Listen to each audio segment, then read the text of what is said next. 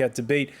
We're wondering if the man who's been nominated for the Socialist Party here in this country to run for president in 6 months' time against Nicolas Sarkozy can actually beat the incumbent. We're talking about it with Thomas Meloniot of the French Socialist Party, Denis de Montpion of the Nouvel Observateur, one of France's leading news weekly magazines.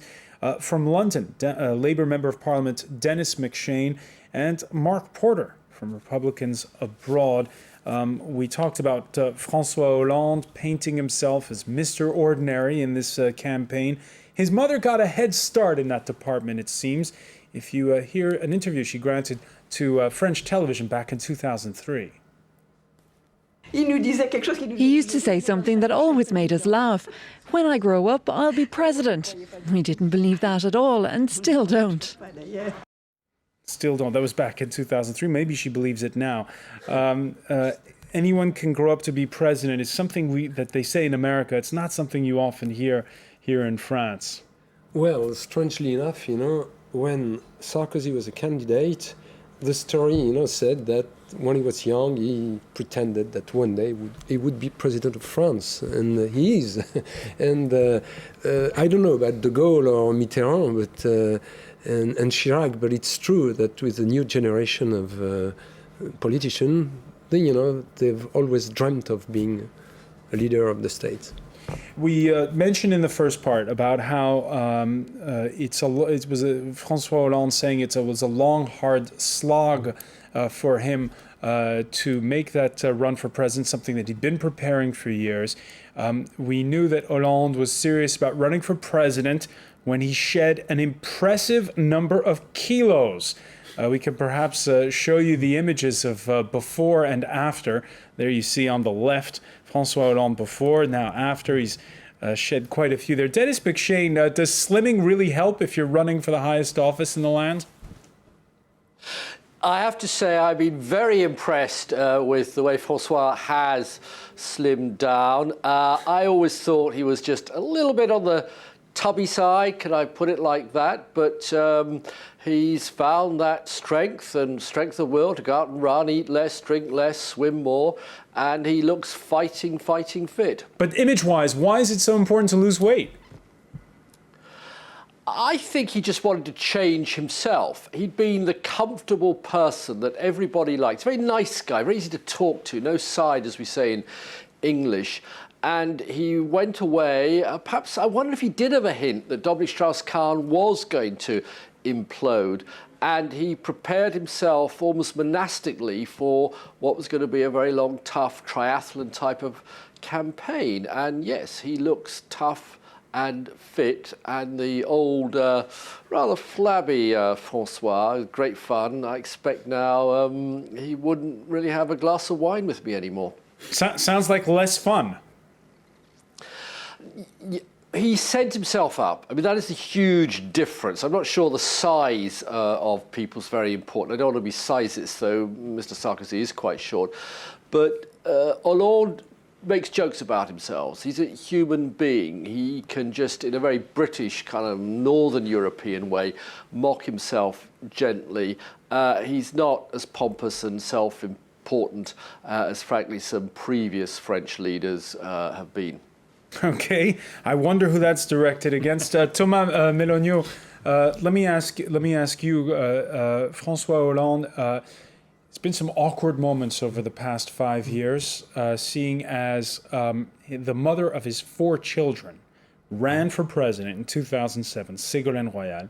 This time around, she gets 7% in the first round of these primaries, and there she is endorsing him. Is it awkward to live through all that from within the Socialist Party? Well, I think that's behind us. Obviously, Ségolène Royal had a tough moment in the first round because she didn't get as many votes as she expected. Only 7% as compared with 12 to 15% in the polls. So she has cried in front of the cameras, and obviously it was a difficult moment, but she recovered very quickly, and 3 days after that, she supported her former husband. And I think the personal drama is behind us now, and I'm pretty satisfied that it's behind us. But you're talking about what happened last week. I'm asking about what's happened the past 5 years. Yeah, but I'm not here to commend their personal lives.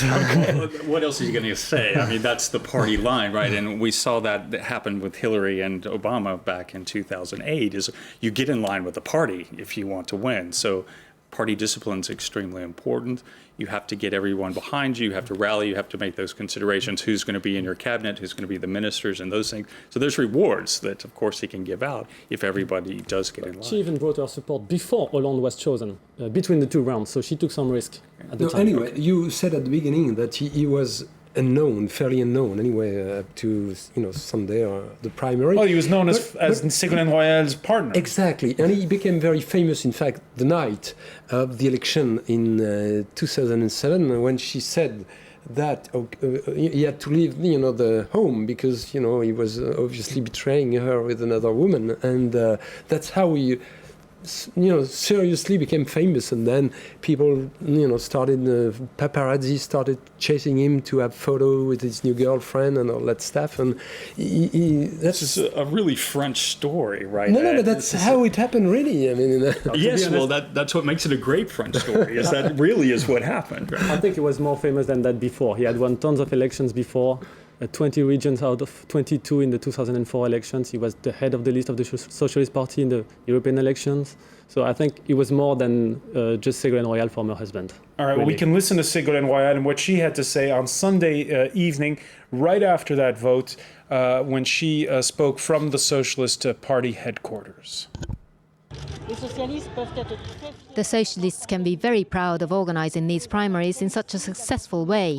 We managed to give people the desire to come and vote. Now it's time for unity. We all need to come together. This was the first step towards the presidential campaign, which will be a very difficult campaign. We know the right wing will not stay inactive, but the first stage is now over, and we have passed it successfully. All right, a rousing call to party unity. The primaries, by the way, mostly civil, but turned slightly bitter towards the end when Martine Aubry implied that Hollande represented a left that's soft or limp, depending on how you translate it. According to The Independent's John Litchfield, it's almost sibling rivalry, as he says that there was ill feeling between.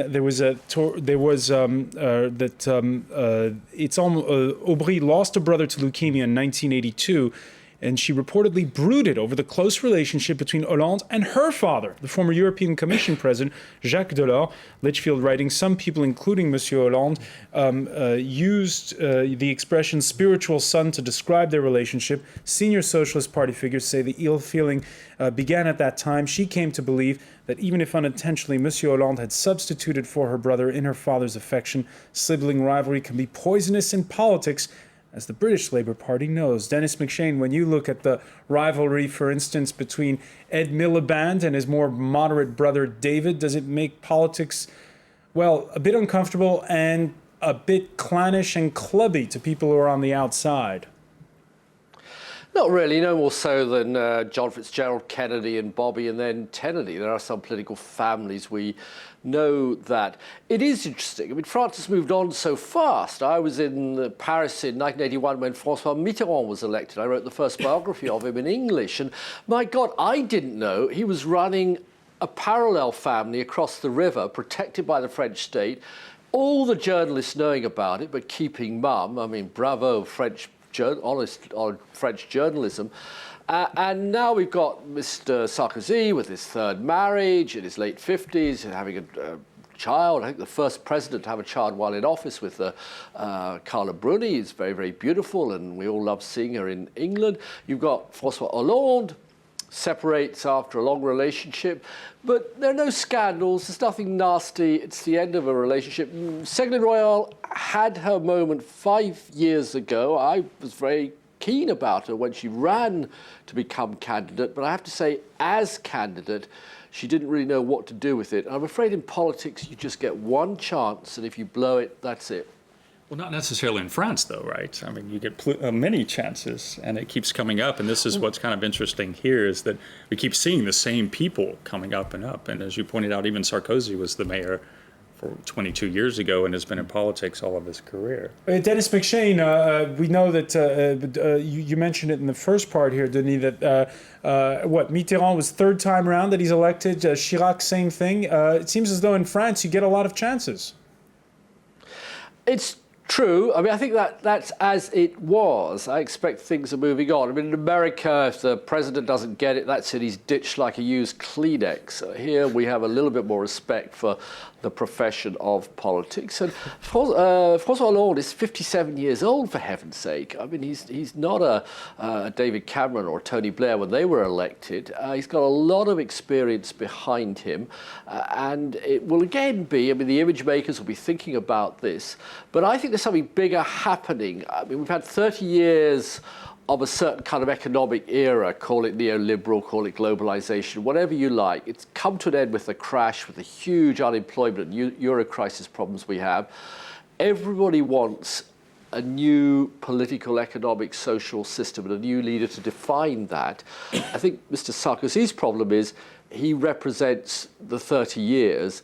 Hollande's task is to define the next era. If he can do it, I think there's every chance it'll be President Hollande in 6-7 months' time.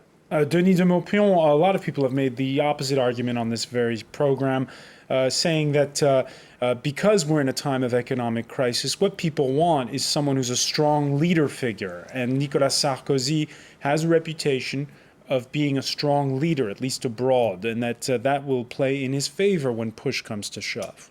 Yes, but in France, I don't think the foreign politics counts very much to when it comes to a presidential election, because it's not only the encounter of a man with the electorate, it's as well the capacity he has to maybe reassure people.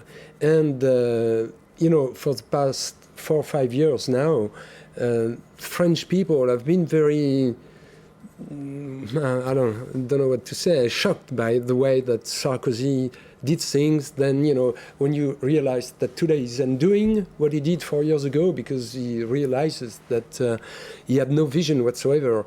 And maybe he was quite good, on foreign affairs, but when it comes to daily life... Hang on a second, you say that, but right now he's... got the chairmanship of the G20. He's when there was the economic crisis, there were the meetings here in Paris, and we know that the economy is important. But in the daily life of people, the G20 and G8 and all these things, it's too far away because it never comes to any concrete decision to people. And what they see, it's the cost of life, the daily life, and from that point of view, they realized Thomas Meloniot, the left saying it's going to bring the retirement age back to 60. However, a lot of people in France are pleased that Sarkozy was able to stare down the unions and the special interests on that issue. Well, I don't think people are especially satisfied with Nicolas Sarkozy, especially on issues such as unemployment. The number of unemployed people in France has risen by 1 million since Sarkozy took office. The number of unemployed people in Germany has declined by 500,000. So people are blaming him for not getting results. And also the public deficit is higher than it is in Germany, for example. The debt is exploding. So I don't think Sarkozy is considered as a strong leader on economics issues. Well, certainly economics are going to play the key role if we believe what you've been writing on the France 24 Debate Facebook page. Andrew from Silver Springs, Maryland says, depends on the economic state of play when the election happens as to who wins. For his part, Minkobi from Bulawayo in Zimbabwe says, Nico will lose unless he cheats or clings to power, refusing defeat, and then negotiating a unity deal. That sounds a lot like Zimbabwe. It does. But I want to ask you this question, Mark Porter, and bring back to an important point you made in the first part about primaries and transparency and the openness of the system. In the United States, they start their primaries early. From this side of the Atlantic, very early, we see that last week in the tiny state of New Hampshire, the Republican candidates for president staged their 11th debate, 11 and counting. That's right. And it's probably even going to be earlier because Nevada has moved up their primary to January. So New Our Hampshire may. election's in May. Yours is in November 2012. Well, there's a couple of things to remember. First of all, you have an advantage of getting your primaries over sooner so that the primary strategy of going to your base and saying all the things that they want to say here and throw the red meat at them, everything they want to hear, then you can switch back to a general election and then sort of moderate and become sort of a candidate you for can the tack general. to the center. Tack to the center, exactly. So the problem in the U.S., of course, is that we also have 50 states. Well, it's a benefit and a problem. But the 50 states each have to run their own primaries or caucuses. So this is quite a much more difficult logistic. Let me ask Dennis McShane. Do you wish that the UK, the Labour Party in your country, had primaries like here? We had a sort of primary last year. Look, each country is very, very different. America is ruled by an executive president. In Britain, we have a combined legislature and executive, and we elect a prime minister on a completely different basis. I am really interested in the way the socialists took a huge risk against all their old beards, and they found 3 million people just enthusing on Sunday to come along and take part in it. I wouldn't pray the G20. Gordon Brown ran a great G20 2 years ago, saved the world, as Paul Krugman, the Nobel Prize-winning economist, put it. Fat lot of good it did him when But on the subject of having a open primary system for the Labour Party in the UK, are you for or against it? I think next time round, I think that will be something that we should look at very, very seriously. But bear in mind, I mean, we are tested in Parliament every day. On Wednesday, Ed Miliband's going to get up, go head-to-head against David Cameron. No Republican ever does that in relationship to Mr. Obama. Mr. Hollande doesn't do that every week in the National Assembly against Mr. Sarkozy. So, yeah, I mean, I think we're all looking for ways of making politics more enthusiastic, more committed, more participative. And the French socialists certainly have done the best I've seen of any European party in my lifetime of getting ordinary French voters to come in and now be enthusiastic, not just hanging, waiting for the election day itself. It's very, very positive. One final point, Denis de Montpion. Will the momentum all change when Nicolas Sarkozy's wife, the First Lady, has her baby, which is due any day now?